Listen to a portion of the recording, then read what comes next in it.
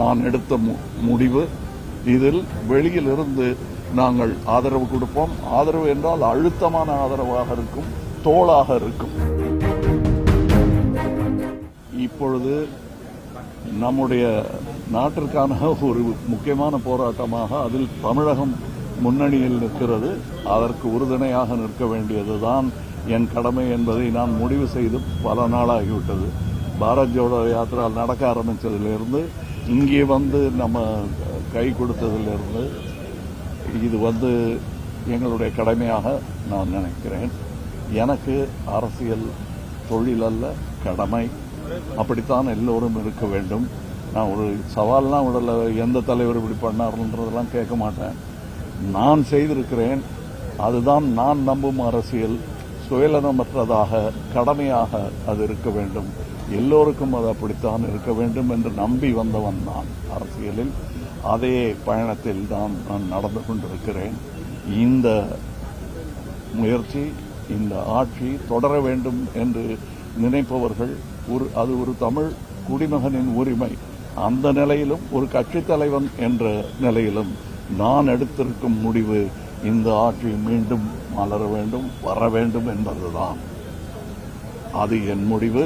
என்னுடன் 40 வருடமாக, 30 வருடமாக, 25 வருடமாக, இப்படி 20-15 வருடங்களாக என்னுடன் வந்து கொண்டிருக்கும், தலைமுறையாக தொடர்ந்து என்னுடன் வந்து கொண்டிருக்கும் என்னுடைய தொண்டர்கள், ரசிகர்களாக இருந்து தொண்டர்களாக, நற்பணி தொண்டர்களாக மாறியவர்கள் இன்றும் என்னுடன் இருக்கிறார்கள்.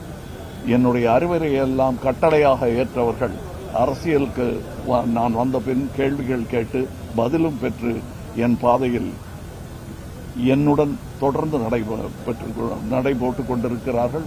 அந்த 9 வருடமாக அதுவும் அழுத்தமாக என்னுடன் நின்று பயணித்துக் கொண்டிருக்கிறார்கள்.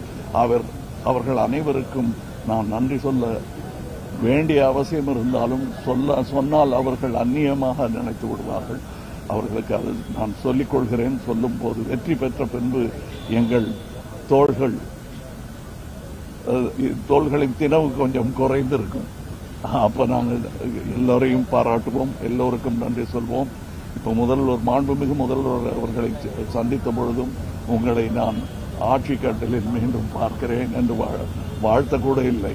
எதிர்பார்ப்பு இது எங்களுக்கு, அதை நீங்கள் நடத்தி காட்டுங்கள் என்று சொல்லிவிட்டு வந்தேன். ஒரு சிட்டிசனாகவும் ஒரு கட்சியின் தலைவனாகவும் நான் அவரிடத்தில் அதை சொல்லிவிட்டு வந்தேன்.